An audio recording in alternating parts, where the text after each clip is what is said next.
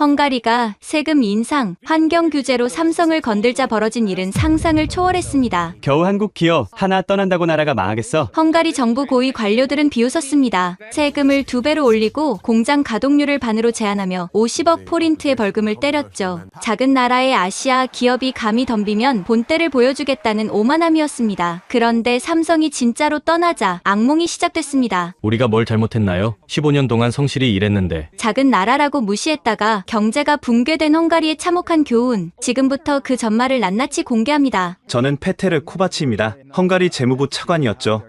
지금은 그저 후회만 가득한 늙은이일 뿐입니다. 지금도 그날의 악몽이 생생해요.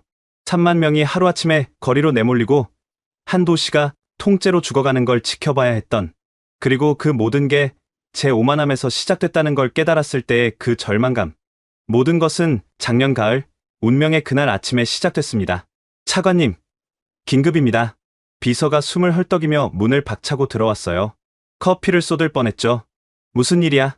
이 아침부터 괴듯이 투자지역 재검토 회의가 소집됐습니다. 10분 후에요. 갑자기? 누가 소집했어? 벌라즈 차관님이. 벌라즈. 그 이름을 듣는 순간 뭔가 심상치 않다는 예감이 들었어요. 회의실에 들어서니 이미 고위 관료들이 가득했습니다. 다들 흥분한 표정이었죠. 마치 사냥감을 발견한 하이에나 떼 같았어요. 늦었네, 페테르. 벌라즈가 비웃듯 말했어요. 탁자 위에는 서류 뭉치가 산더미처럼 쌓여 있었죠. 대체 무슨 일이야? 삼성이 또 배짱을 부렸어. 벌라즈가 서류를 탁 내리치며 말했어요. 그 소리가 총성처럼 들렸죠. 이번엔 또 뭔데? 인프라 추가 지원과 세금 감면 연장을 요구했어. 겨우 인구 5천만 소국 기업이 감히. 회의실에 분노의 웅성거림이 퍼졌어요. 믿을 수가 없군요. 누구를 우습게 보는 거야? 당장 혼을 내줘야 해. 저도 자존심이 상했어요. 어떻게 감히 그런 요구를? 잠깐. 외교부 차관 러요 씨가 손을 들었어요.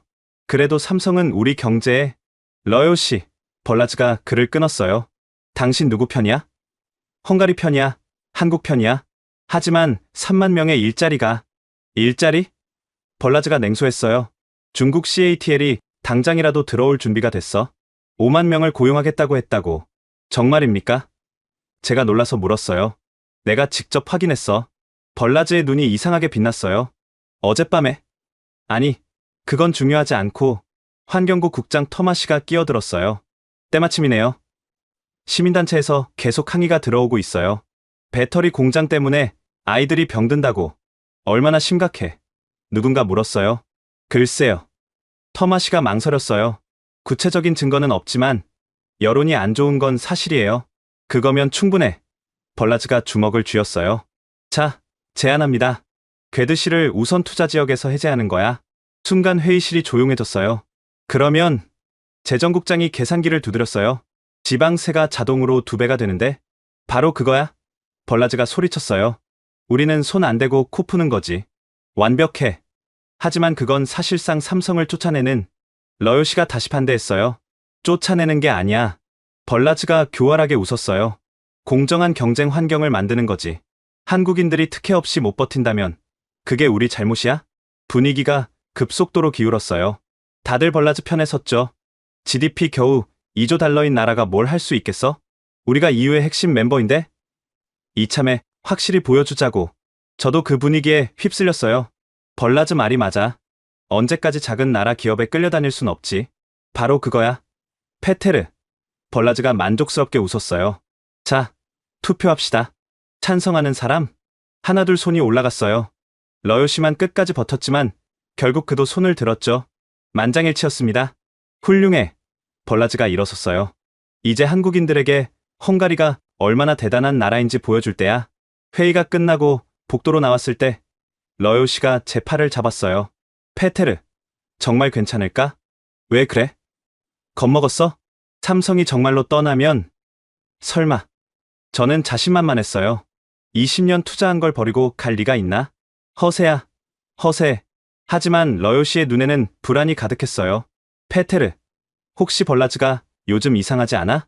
이상하다니? 중국 얘기를 너무 자주 해. 마치. 러요 씨, 제가 그를 끊었어요. 너무 많이 생각하지 마. 우리가 이기는 거야. 집에 돌아와 와인을 따르며 아내에게 자랑했어요. 오늘 큰일을 했어. 한국 기업들에게 우리가 누군지 확실히 보여줬지. 아내의 표정이 어두워졌어요. 여보, 삼성은 좋은 회사라고 들었는데. 좋은 회사? 우리나라에서 특혜만 바라는 기생충이지.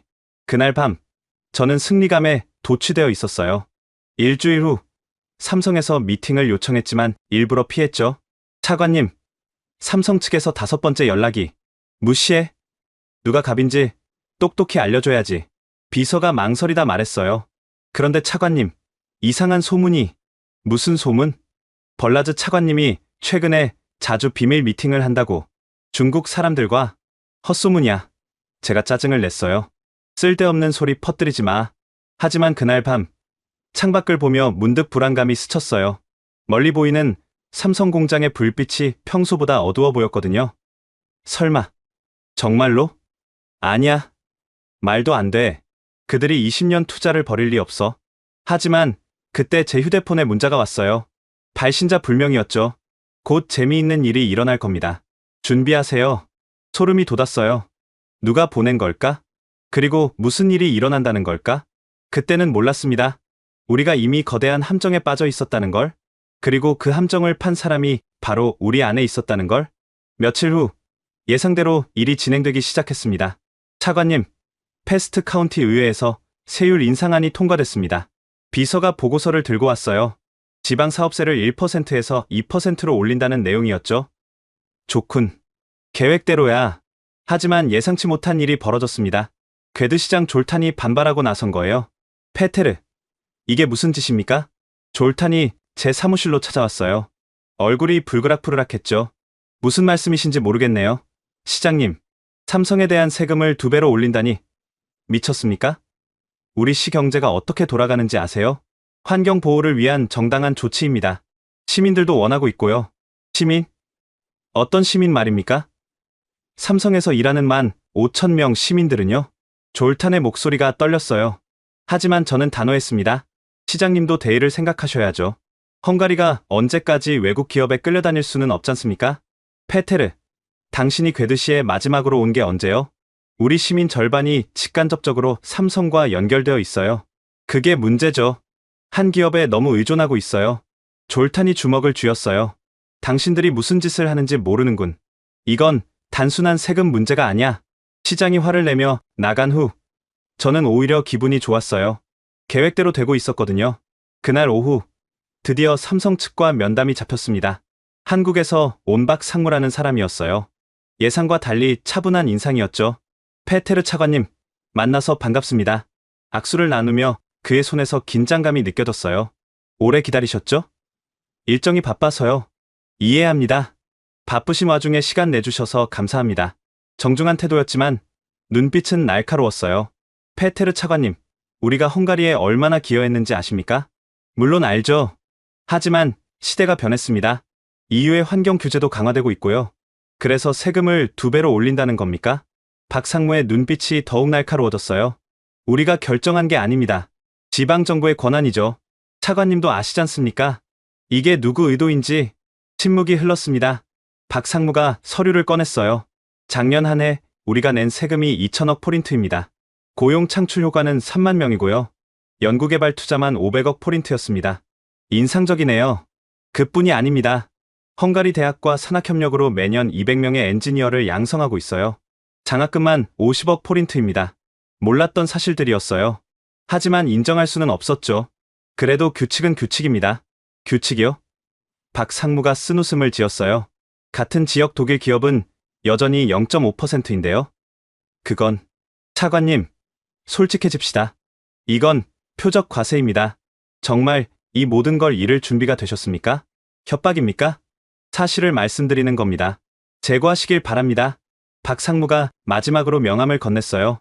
일주일 안에 연락 주십시오. 그 이후는 저희도 다른 선택을 해야 할 것 같습니다. 그가 나간 후 저는 잠시 고민했습니다. 하지만 이미 시작된 일이었어요. 그날 밤 언론 브리핑을 준비했습니다. 외국 기업의 과도한 혜택을 시정하겠습니다. 이는 공정한 경쟁을 위한 조치입니다. 옆에서 홍보 담당관이 속삭였어요. 차관님, 너무 직접적인 표현 아닐까요? 아니야. 확실히 해야 해.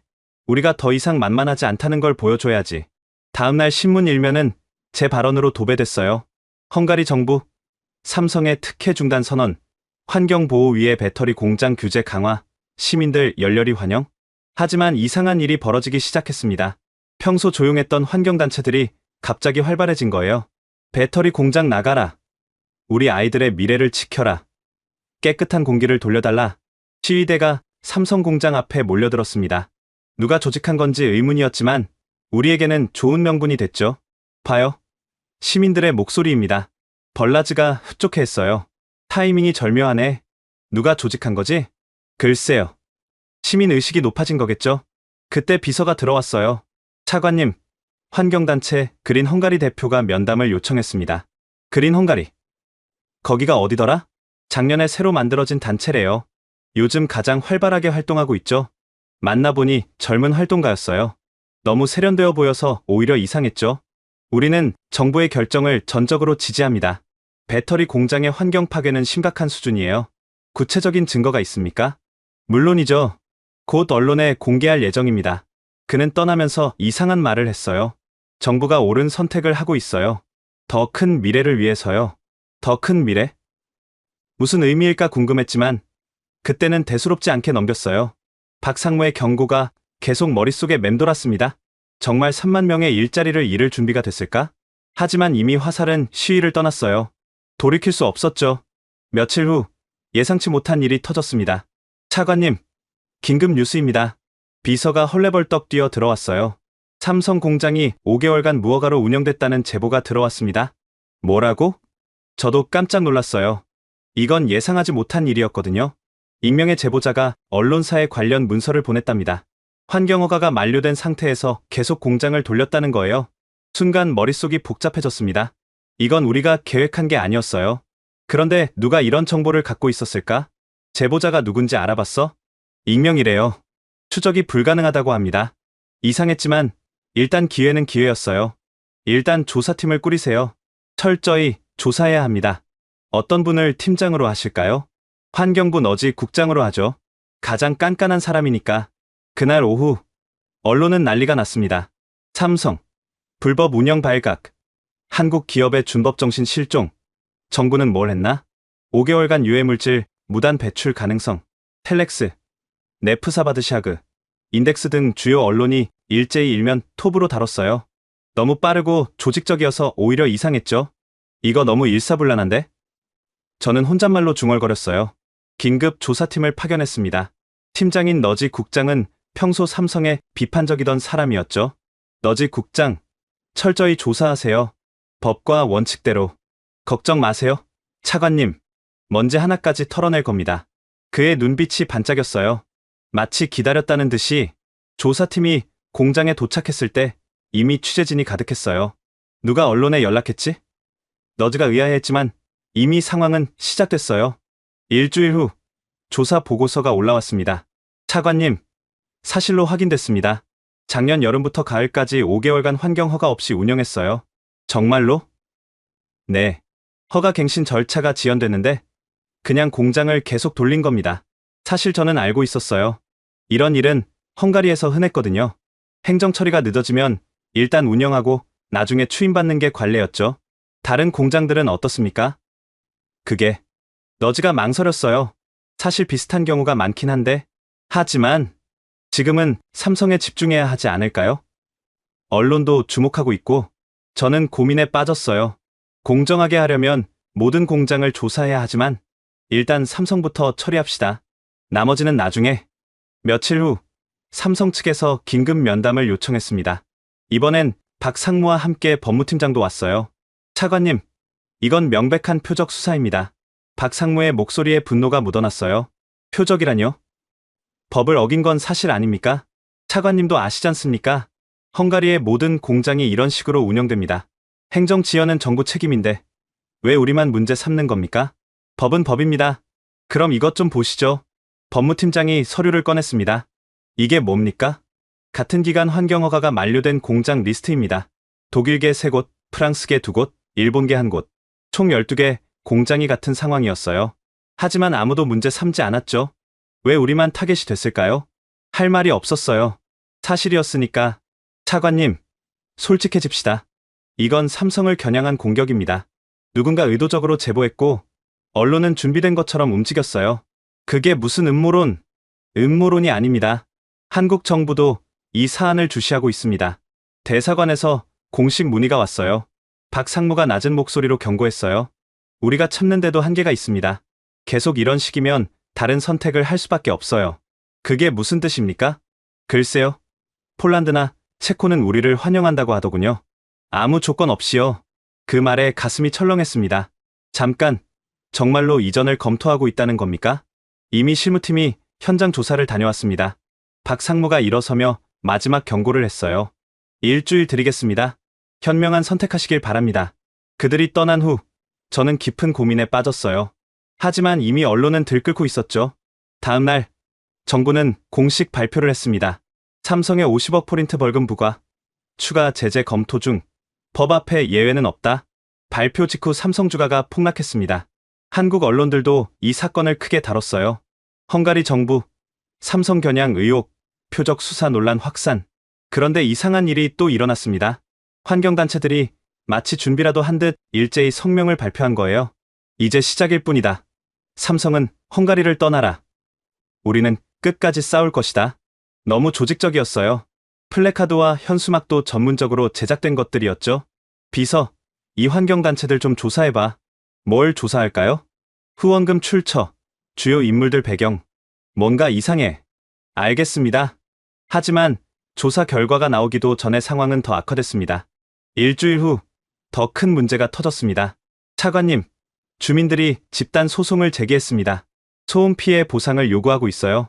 주민들이? 갑자기? 그린 헝가리가 주도하고 있답니다.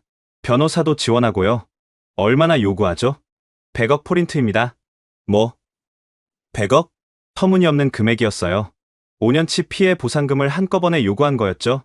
그날 밤 집에 돌아와 창밖을 보며 생각했습니다. 우리가 너무 멀리 간 건 아닐까? 아내가 걱정스럽게 물었어요. 여보, 요즘 뉴스 보니까 삼성 문제가 심각하던데? 일시적인 거야. 곧 해결될 거야. 하지만 제 목소리에도 확신이 없었어요. 다음 날 아침 충격적인 소식을 들었습니다. 차관님, 삼성이 공장 가동률을 30% 줄였대요. 벌써? 직원들 조기 퇴근시키고 주말 근무도 중단했답니다. 이건 심각한 신호였어요. 하지만 우리는 멈추지 않았습니다. 오히려 더 강하게 나갔죠. 주민 소송이 시작되자 상황은 걷잡을 수 없이 악화됐습니다.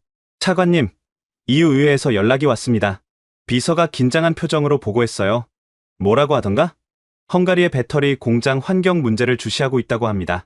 조사단을 파견할 수도 있대요. 이건 우리가 원하던 바였습니다. EU의 개입은 삼성을 더욱 압박할 좋은 무기가 될 터였죠. 좋아. 이참에 환경영향평가를 재검토하라고 지시하세요. 아주 깐깐하게. 전면 재검토요? 그래. 처음부터 다시 모든 허가 사항을 재검토하는 거야. 며칠 후 환경부는 삼성에 폭탄 선언을 했습니다. 전면적인 환경영향평가 재실시 명령, 평가 기간 중 공장 가동률 50% 제한, 모든 배출 물질 실시간 모니터링 의무화. 이건 사실상 공장을 반쯤 멈추라는 명령이었어요. 삼성 측의 반응은 즉각적이었습니다. 페테르 차관님, 이건 도를 넘었습니다. 이번엔 한국 본사에서 최전무라는 사람이 직접 날아왔어요. 박 상무보다 훨씬 높은 사람이었죠. 회의실에 들어온 최전무의 표정은 얼음장 같았어요. 전무님, 먼 길 오셨네요. 차관님, 농담할 상황이 아닙니다. 공장 가동률을 제한한다는 게 말이 됩니까?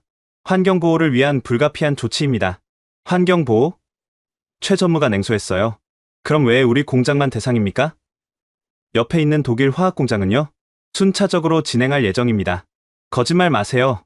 이게 표적 규제가 아니면 뭡니까? 분위기가 험악해졌어요. 최 전무가 태블릿을 꺼내 보여줬어요. 이게 뭔지 아십니까? 뭡니까? 폴란드 정부의 공식 투자 유치 제안서입니다.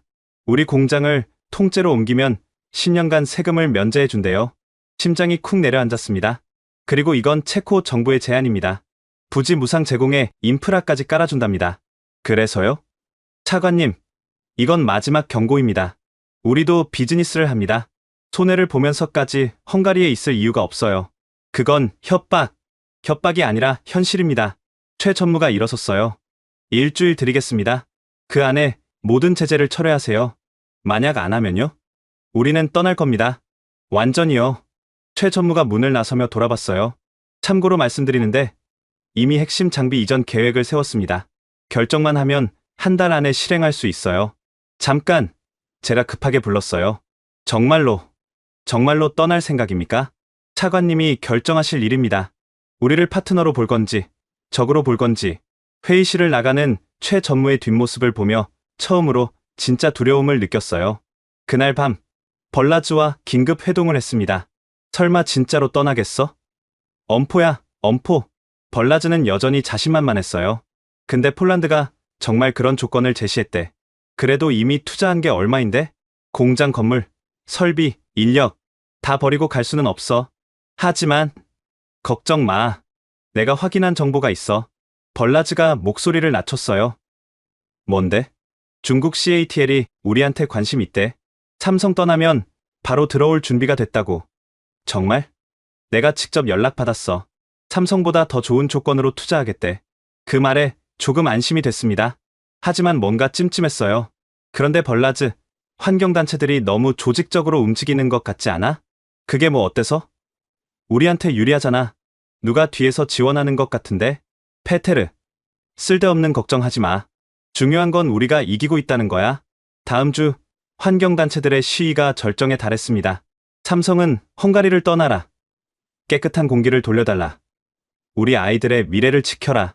시위대가 공장 정문을 봉쇄했어요. 출퇴근하는 직원들이 큰 불편을 겪었죠. 그런데 정말 이상했습니다. 시위대의 플래카드와 구호가 너무 전문적이었어요. 깨끗한 미래를 위해 그린 헝가리, 배터리 공장 에노, 그린 에너지 YS. 심지어 영어와 중국어로 된 플래카드도 있었어요. 비서, 이 환경단체들 조사는 어떻게 됐어? 그게 좀 이상합니다. 뭐가? 그린 헝가리의 후원금 대부분이 해외에서 들어왔어요. 홍콩, 싱가포르 계좌를 통해서요. 해외? 누가 후원하는데? 추적이 어려워요. 여러 단계를 거쳐서 들어와서 순간 불안감이 엄습했어요. 뭔가 큰 그림이 있는 것 같았죠. 그때 언론이 또다시 포문을 열었어요. 삼성, 유해물질, 무단 방출 의혹, 직원 안전사고, 은폐 정황, 5년간 암 환자 급증, 삼성과 연관성은? 터무니없는 추측성 기사들이었지만 이미 여론은 삼성의 등을 돌린 상태였어요. 차관님, 여론조사 결과가 나왔습니다. 홍보 담당관이 보고했어요. 어때? 시민 65%가 삼성 규제 강화를 지지한대요. 봐, 시민들이 원하잖아. 하지만 뭔가 이상했어요. 조사 문항을 보니 너무 유도적이었거든요. 그때 한 가지 이상한 점을 발견했습니다. 차관님, 최근 언론 보도를 분석해봤는데요. 홍보 담당관이 보고했어요. 특정 시간대에 일제히 기사가 나가고 있습니다. 오전 9시, 오후 3시, 저녁 7시. 마치 누군가 조율하는 것처럼요. 그게 무슨 말이야? 모르겠습니다. 하지만 너무 조직적이에요. 그리고 기사 내용도 비슷한 문구가 반복되고 순간 등골이 서늘했습니다. 혹시 우리가 모르는 다른 힘이 작용하고 있는 건 아닐까? 그날 저녁 집에 돌아가는 길에 삼성 공장을 지나갔어요. 평소 24시간 환하게 불이 켜져 있던 공장이 어두웠어요. 주차장에도 차가 별로 없었죠. 정말로 떠날 준비를 하고 있는 건가? 불안감이 밀려왔지만 이미 돌이킬 수 없는 지경까지 온 것 같았어요. 일주일 후 결정적인 순간이 왔습니다. 차관님, 삼성이 이사회를 소집했대요. 비서가 창백한 얼굴로 뛰어 들어왔어요. 한국 본사에서 긴급 이사회를 열었답니다. 안건은 헝가리 사업 철수 검토래요. 그 순간 모든 것이 현실이 됐습니다. 우리가 너무 멀리 왔다는 걸 깨달았죠. 하지만 이미 늦었어요. 정말로 그날이 왔습니다. 금요일 오전 9시. 그날은 제 인생에서 가장 길고 어두운 날이었습니다. 차관님, 삼성이 공식 발표했습니다. 비서의 목소리가 떨렸어요. 저도 손이 떨려 커피잔을 놓칠 뻔했죠. 뭐라고 발표했어? 헝가리 공장 완전 철수입니다. 단계적 철수가 아니라 완전 철수요. 귀를 의심했습니다. 설마 했던 일이 현실이 된 거예요. 텔레비전을 켜니 모든 채널이 속보를 전하고 있었습니다. 삼성 SDI, 헝가리 완전 철수 선언, 기술 보안 우려 및 사업 환경 악화가 주요 원인, 3만 명, 대량 실직 우려, 유럽 전기차 배터리 공급망 타격, 청천벽력이었습니다. 부분 철수도 아니고 완전 철수라니. 발표문을 자세히 읽어봤어요. 지속적인 규제 압박과 예측 불가능한 사업 환경으로 인해 더 이상 헝가리에서 사업을 지속할 수 없다고 판단했습니다. 모든 생산 설비는 폴란드 신공장으로 이전할 예정입니다. 30분 후 총리실에서 긴급 호출이 왔습니다. 정보 청사로 가는 차 안에서 끊임없이 전화가 울렸어요. 차관님, 어떻게 된 거예요? 진짜로 떠난대요. 우리 회사는 이제 어떻게 되는 거죠? 협력업체들의 절박한 목소리였어요. 하지만 저도 답이 없었죠. 총리실에 도착하니 이미 장관들이 모여 있었어요. 분위기는 장례식장 같았죠. 페테르, 이게 무슨 일이야? 총리가 소리를 질렀습니다. 그런 모습은 처음 봤어요. 저도 예상 못했습니다. 설마 진짜로, 설마라고? 3만 명이 길거리에 나앉게 생겼는데, 총리님, 진정하세요. 경제부 장관이 말했어요. 일단 대책을 세워야. 대책? 무슨 대책? 총리가 책상을 쳤어요. 이미 발표했는데 무슨 수로 막아? 삼성과 협상은 무슨, 우리가 그동안 뭘 했는지 알아? 세금 올리고, 벌금 때리고, 공장 반쯤 멈추게 했는데, 회의실에 무거운 침묵이 흘렀어요. 그때 외교부 장관이 말했어요. 한국 대사가 면담을 요청했습니다. 매우 엄중한 톤이었습니다. 뭐라고 했어? 한국 기업에 대한 차별적 대우에 대해 공식 항의하겠다고. 이런 젠장. 총리가 머리를 쥐어뜯었어요. 즉시 대책반을 구성해. 삼성을 붙잡아야 해. 무슨 수를 써서라도. 하지만 이미 늦었습니다. 점심 무렵 더 충격적인 소식이 들려왔어요. 차관님, 삼성이 폴란드 신공장 건설을 공식 발표했습니다. 뭐라고? 투자 규모 30억 유로. 고용 인원 5만 명입니다. 5만 명? 우리가 잃은 것보다 거의 2배나 큰 규모였어요. 텔레비전에는 폴란드 총리가 환하게 웃으며 삼성 회장과 악수하는 모습이 나왔어요. 폴란드는 한국의 가장 신뢰할 수 있는 파트너가 될 것입니다. 폴란드 총리의 말이 비수처럼 꽂혔어요. 오후가 되자 증시가 패닉에 빠졌습니다. 부다페스트 증시 5% 폭락, 포린트 가치 사상 최저, 외국인 투자자 이탈 가속화, 재무부로 돌아오니 직원들이 우왕좌왕하고 있었어요. 차관님, 포린트 가치가 계속 떨어지고 있어요. 긴급 시장 개입이 필요합니다. 외환 보유고를 풀어야. 하지만 이건 시작에 불과했어요. 오후 3시 삼성협력업체 대표들이 몰려왔어요. 차관님, 우리는 이제 어떻게 됩니까? 한 대표가 울먹이며 물었어요. 삼성 물량이 90%였어요. 다음 달 직원들 월급도 못 줄 것 같은데? 정부가 지원책을 마련할 겁니다. 지원이 뭔 소용이에요? 일감이 없는데. 또 다른 대표가 소리쳤어요. 우리 직원 300명은 뭘 먹고 살라고요? 애들 학비는 어떻게 내고. 저는 아무 말도 할 수 없었어요. 그들의 절망이 너무 생생했거든요. 저녁 6시 긴급 기자회견을 열었습니다. 정부는 삼성의 일방적인 철수 결정에 유감을 표명합니다. 기자들의 질문이 쏟아졌어요. 차관님, 삼성이 떠나면 실직자가 몇 명이나 됩니까? 정부의 무리한 규제가 원인 아닙니까? 중국 기업이 대체한다는 게 사실입니까? 대답할 수 없는 질문들이었어요. 그날 저녁, 괴드시는 초상집 분위기였습니다.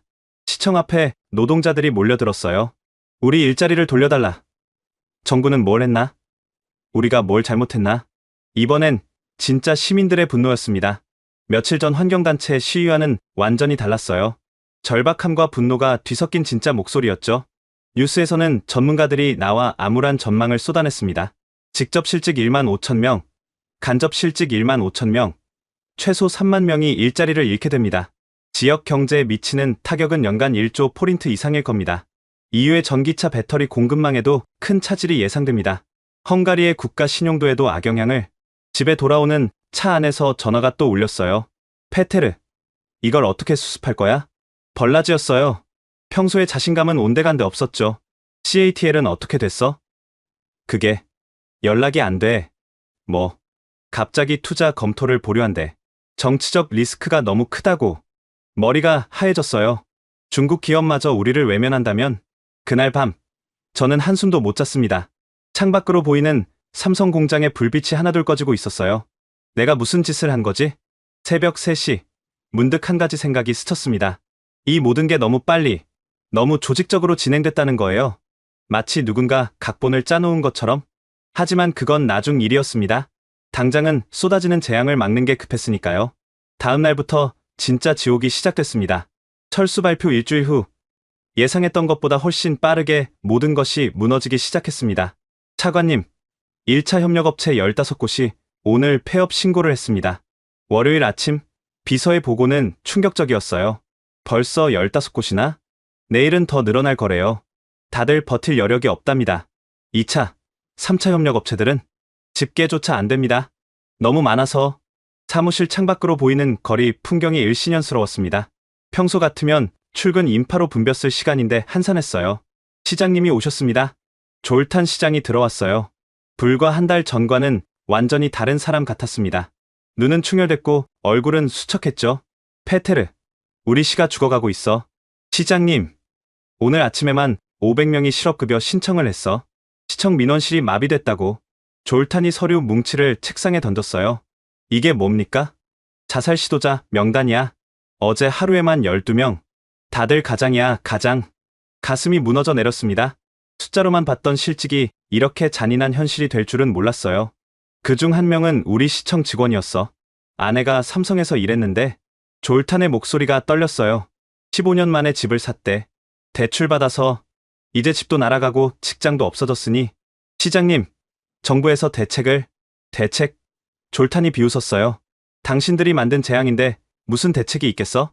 점심때 괴드실을 직접 둘러봤습니다. 처참했어요. 삼성 공장 정문은 굳게 닫혀 있었고 경비원 몇 명만 덩그러니 서 있었습니다. 이제 여기 아무도 안 와요. 나이 든 경비원이 담배를 피우며 말했어요. 다들 어디 갔습니까? 한국 직원들은 벌써 떠났고 헝가리 직원들은 매일 와서 문 열리나 보고 가요. 혹시 모르니까 마음이 아프네요. 차관님도 아시겠지만 여기서 일하는 게 자부심이었어요. 유럽 최고 공장이었으니까 주변 상가는 더 참혹했습니다. 폐업, 임대의 팻말이 즐비했어요. 평소 점심시간이면 북적였을 식당가는 유령 도시 같았죠. 사장님, 장사는 어떠세요? 20년 된 단골 식당에 들렀더니 주인이 울먹였어요. 끝났어요. 오늘이 마지막 장사예요. 마지막이라니? 하루에 300명씩 왔는데 이제 10명도 안 와요. 월세도 못 내겠어요. 정부에서 지원책을. 지원? 주인이 쓰게 웃었어요. 장사할 사람이 없는데 무슨 소용이에요? 옆 가게 주인도 나와서 하소연했어요. 우리 아들이 삼성에서 일했어요. 이제 폴란드로 가야 한대요. 가족이 뿔뿔이 흩어지게 생겼어요. 돌아오는 길에 부동산 중개소에 들렀습니다. 요즘 집값이 어떻습니까? 말도 마세요. 폭락이에요. 폭락. 중개업소 사장이 한숨을 쉬었어요. 얼마나 떨어졌죠? 40%요. 그것도 매수자가 있을 때 얘기고 사려는 사람이 없어요. 그 정도로 심각합니까? 차관님, 여기 좀 보세요. 그가 컴퓨터 화면을 보여줬어요. 매물이 가득했죠. 이게 다 이번 주에 나온 거예요. 다들 떠날 준비하는 거죠. 어디로 간다는 겁니까? 부다페스트. 아니면 아예 외국으로. 여기엔 미래가 없으니까. 사무실로 돌아오니 더 나쁜 소식이 기다리고 있었어요. 차관님, 세수가 급격히 줄어들고 있습니다. 재정과장이 심각한 표정으로 보고했어요. 얼마나? 삼성 관련 법인세, 소득세, 부가세 등을 합치면 전체 세수의 40%였습니다. 40%? 믿을 수 없는 숫자였어요. 지방세까지 합치면 더 늘어납니다. 괴드시는 사실상 재정 파탄 상태예요. 그럼 시 예산은? 공무원 월급도 제때 못 줄 수도 있어요. 공공사업은 전부 중단해야 하고요. 머리가 어지러웠어요. 한 기업이 떠나는 게 이렇게까지 파급 효과가 큰 줄 몰랐거든요. 오후에 더 충격적인 소식이 들려왔어요. 차관님, 다른 외국 기업들도 동요하고 있습니다. 산업부 국장이 긴급 보고를 했어요. 무슨 소리야? 독일 자동차 부품사 두 곳이 투자 계획을 보류했고 일본 전자회사도 증설을 취소했습니다. 이유가 뭡니까? 헝가리는 반기업 정서가 강한 나라라는 인식이 퍼졌대요. 정치 리스크가 너무 크다고. 도미노처럼 무너지고 있었어요. 차관님, EU 본부에서 연락 왔습니다. 뭐라고 해? 헝가리의 투자 환경을 재평가하겠답니다. 그린딜 프로젝트 지원금도 재검토한대요. 그게 얼마짜리입니까? 50억 유로입니다. 50억 유로. 7조 5천억 포린트가 날아갈 판이었어요. 저녁 무렵 텔레비전 뉴스는 온통 암울한 소식뿐이었습니다. 삼성협력업체 연쇄 도산, 이번 주만 50곳, 괴드시 실업률 20% 돌파, 헝가리 신용등급 하향 조정 우려, 유럽 전기차 배터리 공급 차질로 완성차 업계 비상. 그때 충격적인 장면이 나왔어요. 삼성 공장에서 일하던 노동자가 인터뷰하는 모습이었죠. 15년 동안 성실히 일했어요. 아이가 셋인데 아내도 협력업체에서 일했는데 같이 실직했어요. 남자가 울먹이며 말을 잇지 못했어요. 정부를 믿었는데 우리가 뭘 잘못했습니까? 왜 우리가 대가를 치러야 합니까? 저도 모르게 눈시울이 붉어졌습니다. 그날 밤 총리실에서 긴급 대책회의가 열렸습니다. 페테르, 당장 삼성을 만나 무릎이라도 꿇어. 총리가 소리쳤어요. 이미 연락을 시도했지만 거부하고 있습니다. 그럼 한국으로 직접 가. 대통령이든 누구든 만나서 해결해. 하지만은 무슨. 총리가 테이블을 쳤어요. 나라가 망하고 있어. 당장 해결책을 찾아. 경제부 장관이 보고했어요. 총리님, 더 큰 문제가 있습니다. 또 뭐야? 삼성이 빠진 자리를 중국 기업이 메울 거라고 했는데 CATL이 투자를 취소했습니다. 정치적 리스크가 너무 크대요. 우리가 삼성한테 한 걸 보고 총리의 얼굴이 창백해졌어요. 그럼 아무도 안 온다는 거야? 당분간은? 그럴 것 같습니다. 회의실에 무거운 침묵이 흘렀어요. 회의가 끝나고 나오는데 벌라즈가 저를 붙잡았어요. 페테르, 큰일 났어. 평소에 자신만만함은 온데간데 없었어요. 이제 와서 무슨. 내가 실수했어. CATL이 확실하다고 했는데. 벌라즈, 혹시 누구한테 뭔가 약속받은 거 있어? 벌라즈가 눈을 피했어요. 그건 나중에 얘기하고 일단 삼성을 잡아야 해. 뭐든 해야지. 하지만 이미 늦었어요. 삼성은 폴란드 신공장 건설을 공식 발표했거든요. 투자 규모 30억 유로. 고용 인원 5만 명. 우리가 잃은 것보다 2배나 큰 규모였어요. 폴란드 총리는 환하게 웃으며 삼성 회장과 악수하는 사진이 일면을 장식했죠. 집에 돌아와 뉴스를 보니 시민 인터뷰가 나오고 있었어요. 정부가 우리를 버렸어요. 일자리를 돌려주세요. 한 여성이 울부짖었어요. 남편이 실직하고 매일 술만 마셔요. 애들은 학원도 끊었고. 이게 나라예요? 또 다른 인터뷰. 20년 동안 모은 돈으로 집 샀는데 이제 반값이래요. 대출금도 못 갚겠어요. 우리 동네 가게 절반이 문 닫았어요. 여기가 유령 도시예요. 그 순간 깨달았습니다. 우리가 무너뜨린 건 단순한 공장이 아니었어요. 수만 가정의 삶이었던 거죠. 한 도시의 미래였고 한 나라의 신뢰였어요. 새벽녘 창밖을 보니 멀리 삼성 공장이 보였어요. 완전히 어두웠죠. 죽은 도시 같았어요. 우리가 정말로 무슨 짓을 한 거지? 그때 문득 이상한 생각이 들었어요. 이 모든 게 너무 체계적으로, 너무 빠르게 진행됐다는 거예요. 환경단체의 갑작스런 등장, 언론의 일제 공격, 익명의 제보. 누군가 의도적으로 계획한 것 같았어요. 하지만 그건 나중에 생각할 일이었죠. 당장은 무너져가는 나라를 구해야 했으니까. 다음 날, 저는 중대한 결심을 했습니다. 폐허가 된 공장을 보며 저는 무언가 이상함을 느꼈습니다. 철수 발표 한 달 후, 저는 텅 빈 삼성 공장 앞에 서 있었습니다. 한때 24시간 불이 꺼지지 않던 곳이 이제는 거대한 무덤 같았어요.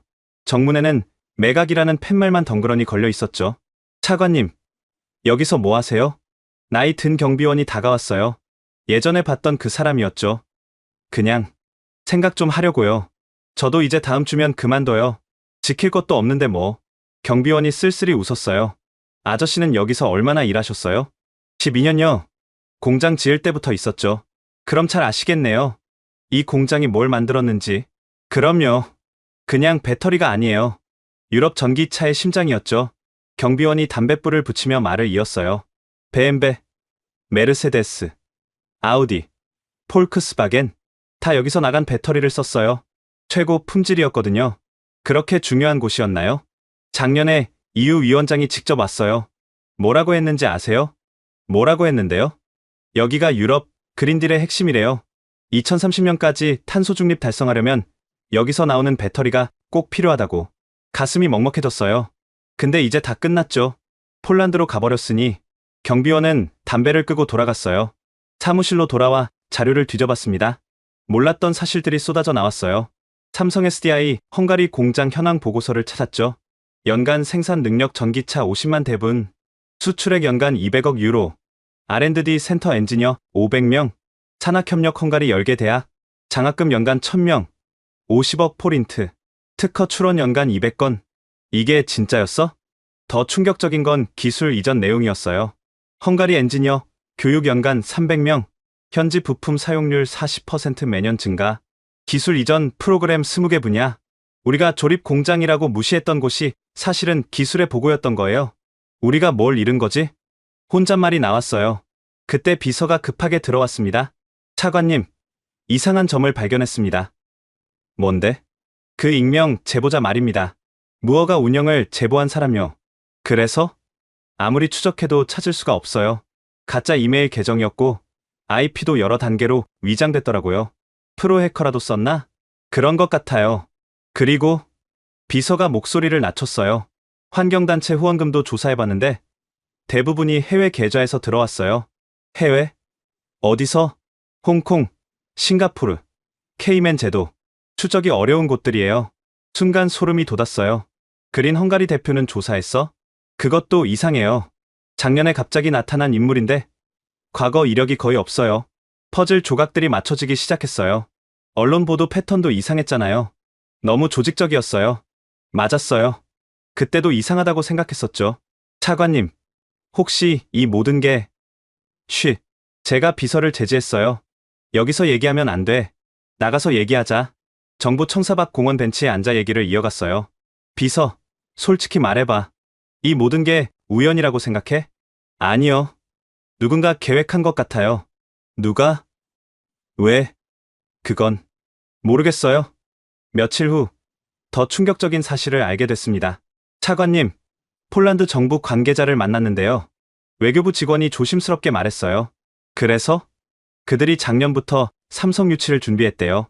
우리가 압박하기 훨씬 전부터요. 뭐라고? 공장 부지도 이미 확보했고 인프라도 깔아놨대요. 마치 뭐? 마치 우리가 삼성을 내쫓을 걸 알고 있었던 것처럼요. 머리가 복잡해졌어요. 이건 단순한 우연이 아니었어요. 그날 밤 집에서 모든 자료를 다시 정리했어요. 작년 가을 중국 배터리 기업들 유럽 진출 선언, 같은 시기 그린 헝가리 등 환경단체 등장, 겨울 우선 투자 지역 해제 논의 시작, 봄 무허가 운영 제보, 여름 삼성 철수. 너무 완벽한 타이밍이었어요. 다음 날 예전 삼성 임원이었던 김 이사를 만났어요. 그는 한국으로 돌아가지 않고 부다페스트에 남아 있었죠. 김 이사님, 만나주셔서 감사합니다. 이제 와서 무슨 용건이죠? 차가운 목소리였지만 만나준 것만으로도 감사했어요. 정말 죄송합니다. 우리가 큰 실수. 김 이사가 쓰게 웃었어요. 계획적이었잖아요. 하나 묻고 싶은 게 있습니다. 혹시 다른 나라나 기업이 이 일에 개입했을 가능성은? 김 이사의 표정이 변했어요. 이제야 눈치채셨네요. 무슨 뜻입니까? 차관님, 혹시 최근 중국 배터리 기업들의 움직임을 아세요? CATL이 유럽 진출을 준비한다고 들었는데? 준비가 아니에요. 이미 시작했죠. 근데 가장 큰 걸림돌이 뭐였을까요? 설마. 맞아요. 삼성이었죠. 기술력에서도 품질에서도 압도적이니까. 김 이사가 커피를 한 모금 마시고 말을 이었어요. 폴란드나 체코도 비슷한 압박을 받았어요. 정말요? 환경단체 시위, 언론 공격, 규제 강화. 똑같은 패턴이었죠. 그런데 왜 거기서는? 간단해요. 그들은 배후를 알아챘으니까요. 그리고 현명하게 대처했죠. 우리만 속은 거군요. 속은 게 아니에요. 김 이사가 날카롭게 말했어요. 이용당한 거죠. 여러분의 오만함을 이용당한 거예요. 그 말이 가슴에 비수처럼 꽂혔어요. 이제 어떻게 해야 할까요? 글쎄요. 신뢰를 한번 잃으면 회복하기 어렵죠. 특히 이런 식으로 잃으면 그래도 방법이 있지 않을까요? 김 이사가 한참을 생각하더니 말했어요. 하나 있긴 해요. 뭡니까? 진실을 밝히는 거예요. 모든 진실을. 그리고 진심으로 사과하는 거죠.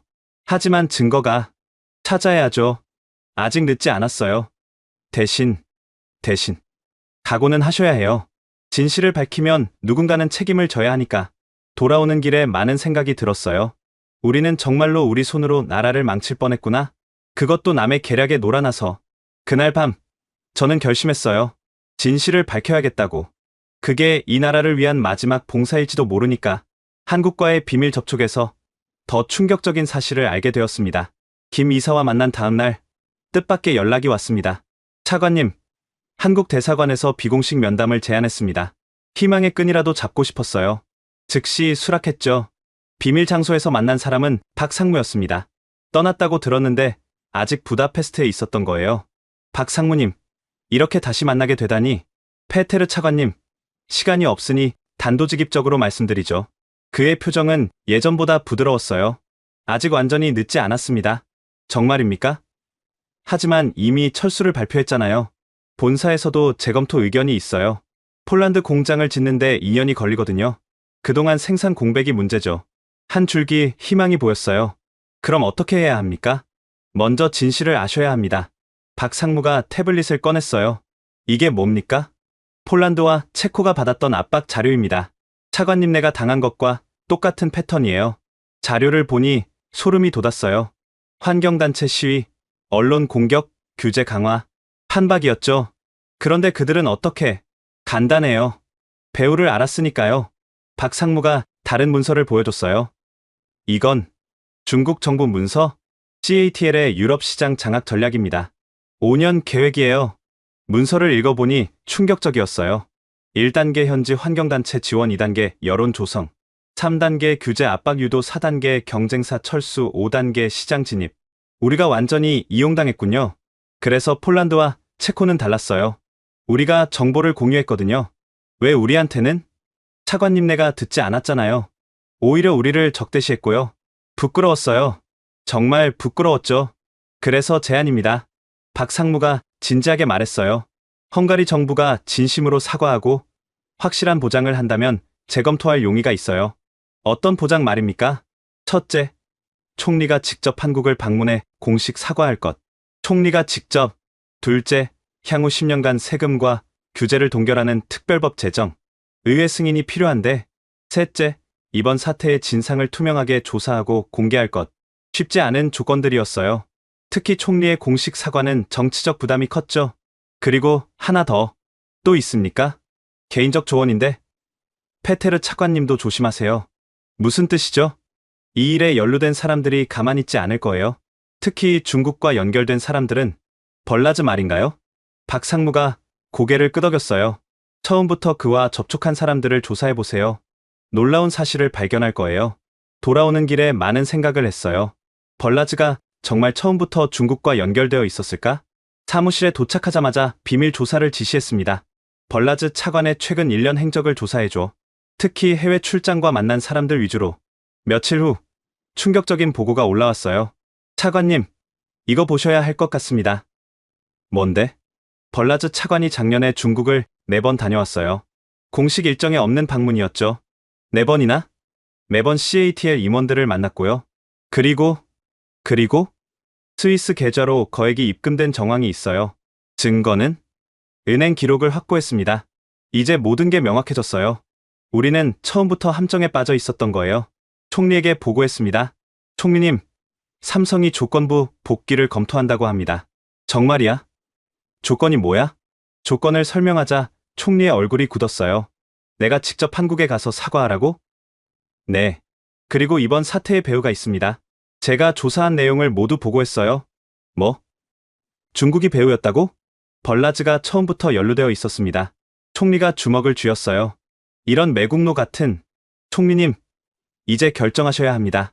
진실을 밝히고 사과할 건지, 아니면 이대로 나라가 망하는 걸 지켜볼 건지. 긴 침묵이 흘렀어요. 알았어. 한국에 가겠어. 현명한 결정입니다. 대신 너도 각오해라. 이 일의 책임을 져야 할 사람이 필요할 테니까. 알고 있습니다. 그날 밤, 벌라즈가 체포됐습니다. 국가 기밀 유출과 뇌물수수 혐의였죠. 페테르, 내가 날 팔았구나. 연행되면서 벌라즈가 소리쳤어요. 너도 공범이야. 너도 똑같아. 어느 정도는 맞는 말이었어요. 저도 오만했고, 저도 실수했으니까. 하지만 이제라도 바로잡아야 했어요. 일주일 후, 총리의 방안이 성사됐습니다. 떠나기 전 총리가 제게 말했어요. 페테르, 이번이 마지막 기회야.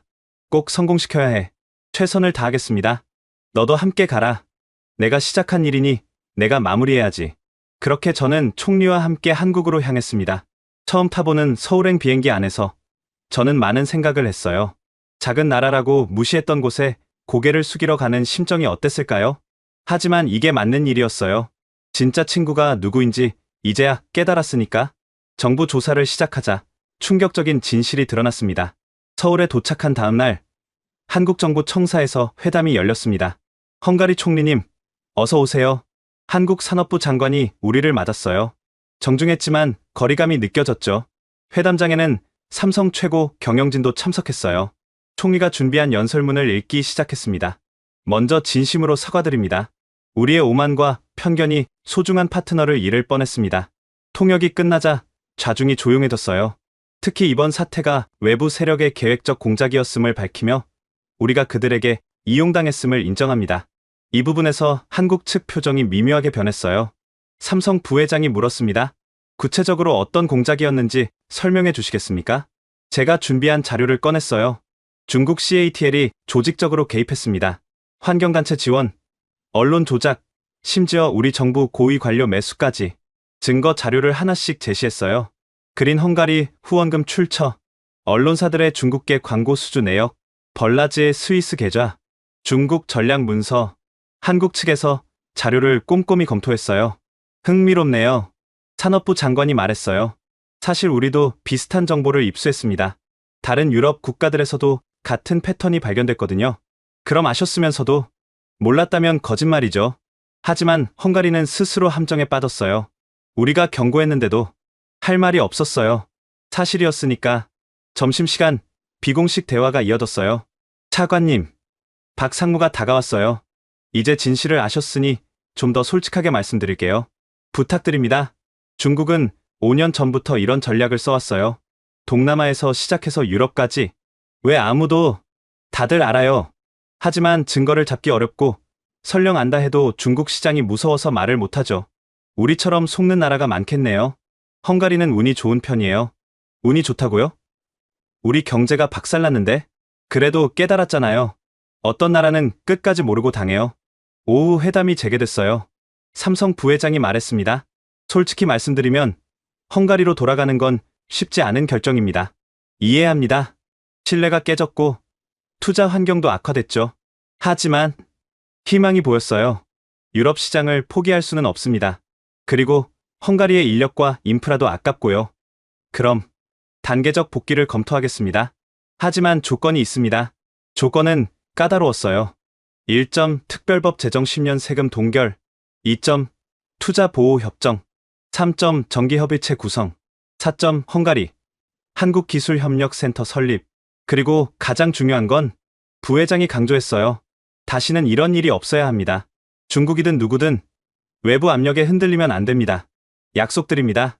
총리가 고개를 숙였어요. 회담이 끝난 후 귀국길에 올랐어요. 비행기 안에서 총리가 말했습니다. 페테르, 집에 가면 할 일이 많을 거야. 알고 있습니다. 언론이 우리를 십자가에 못 박을 거고 야당은 총공세를 펼칠 거야. 각오하고 있습니다. 그래도 옳은 일을 했어. 나라를 구했으니까. 부다페스트에 도착하자마자 폭풍이 시작됐어요. 총리, 굴욕 외교 논란, 작은 나라에 고개 숙인 헝가리, 중국 공작설은 변명일 뿐. 하지만 동시에 지지 여론도 있었어요. 그래도 삼성이 돌아온다니 다행이다. 일자리가 생긴다면 자존심쯤이야. 진실을 밝힌 용기는 인정한다. 그리고 결정적인 증거가 나왔어요. 차관님, 대박 사건입니다. 수사팀장이 흥분해서 뛰어들어왔어요. 무슨 일이야? 벌라즈 차관 집에서 나온 문서인데요. 문서를 보니 경악했어요. 프로젝트 드래곤, 유럽 배터리 시장 장악 계획, 중국 정부와 CATL이 공동 작성한 극비 문서였어요. 1차 목표 한국 기업 축출, 2차 목표 일본 기업 압박, 3차 목표 유럽 시장 70% 점유, 예산 50억 달러, 기간 2023년 2028년.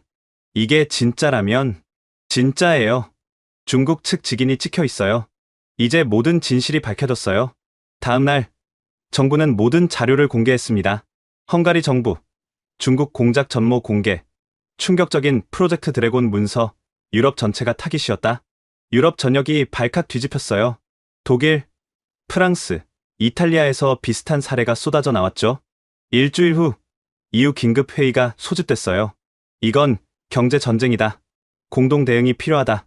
투자 심사를 강화해야 한다. 아이러니하게도 헝가리가 영웅이 됐어요. 진실을 밝힌 첫 번째 나라였으니까. 하지만 저는 여전히 부끄러웠어요. 우리의 오만함이 없었다면 이런 일은 없었을 테니까. 이제 진짜 교훈을 얻을 시간이었습니다. 프로젝트 드래곤 문서 공개 후 한 달, 유럽은 완전히 달라졌습니다. 이유, 외국인 투자 심사 대폭 강화, 독일 프랑스, 배터리 동맹 결성, 중국 기업 유럽 투자 급감. 아이러니하게도 헝가리가 선구자가 된 거예요. 가장 큰 피해를 봤지만 진실을 밝힌 첫 나라였으니까. 그리고 약속대로 삼성이 돌아오기 시작했습니다. 오늘 삼성 SDI 헝가리 공장 재가동 선언. 기자회견장은 감격스러운 분위기였어요. 1단계로 5,000명을 재고용하고 내년까지 1만 명으로 늘릴 예정입니다. 박 상무가 발표했어요. 하지만 예전과는 달랐죠. 전체 규모의 50%만 복구하기로 했고 나머지는 폴란드에 그대로 두기로 했어요. 신뢰는 한번 깨지면 완전히 회복되지 않는다. 박 상무가 제게 했던 말이 맞았어요. 그래도 희망은 있었습니다. 헝가리 한국기술협력센터가 문을 열었거든요. 개소식에 참석했을 때 놀라운 광경을 봤어요. 헝가리 청년들이 한국 엔지니어들에게 배터리 기술을 배우고 있었죠. 이게 진짜 협력이에요. 한 교육생이 말했어요. 전에는 그냥 시키는 대로 조립만 했는데 이제는 왜 그렇게 하는지 원리를 배워요. 한국 선생님들이 정말 열심히 가르쳐 주세요. 기술을 숨기지 않고요. 또 다른 학생이 덧붙였어요. 우리가 경쟁자가 아니라 파트너라고 하시더라고요. 가슴이 뭉클했어요. 이게 우리가 처음부터 했어야 할 일이었는데. 센터장인 김 박사를 만났어요. 김 박사님, 교육이 잘 되고 있나요? 헝가리 젊은이들이 열정적이에요. 배우려는 의지가 강해서 가르치는 보람이 있죠. 기술 유출 걱정은 없으신가요? 김 박사가 웃었어요.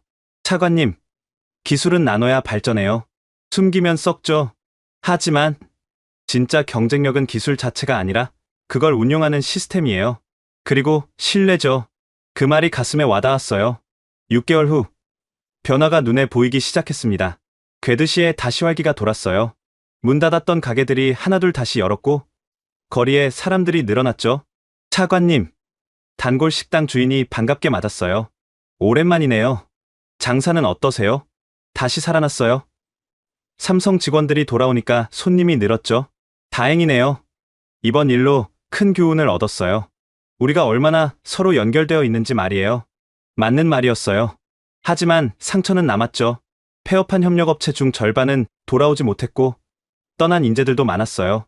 완전히 회복하려면 10년은 걸릴 거예요. 경제연구소 보고서는 냉정했어요. 그래도 방향은 맞았어요. 중국 기업들의 접근도 계속됐지만 이제는 달랐어요. BYD에서 또 투자 제안을 했습니다. 조건은? 역시나 좋은 조건이에요.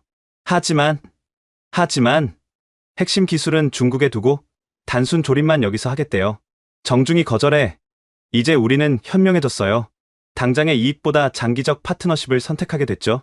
1년 후 뜻밖의 소식을 들었어요. CATL이 유럽 진출을 포기했대요. 왜? 프로젝트 드래곤이 폭로된 후 유럽 전체가 경계하니까요. 이미지가 너무 나빠졌죠. 역설적이었어요. 그들의 전략이 성공하려면 비밀이 유지됐어야 하는데 우리가 폭로하면서 오히려 무산된 거죠. 마지막으로 벌라즈를 면회했습니다. 감옥에서 만난 그는 초췌했어요. 후회되나? 매일 후회해. 왜 그랬어?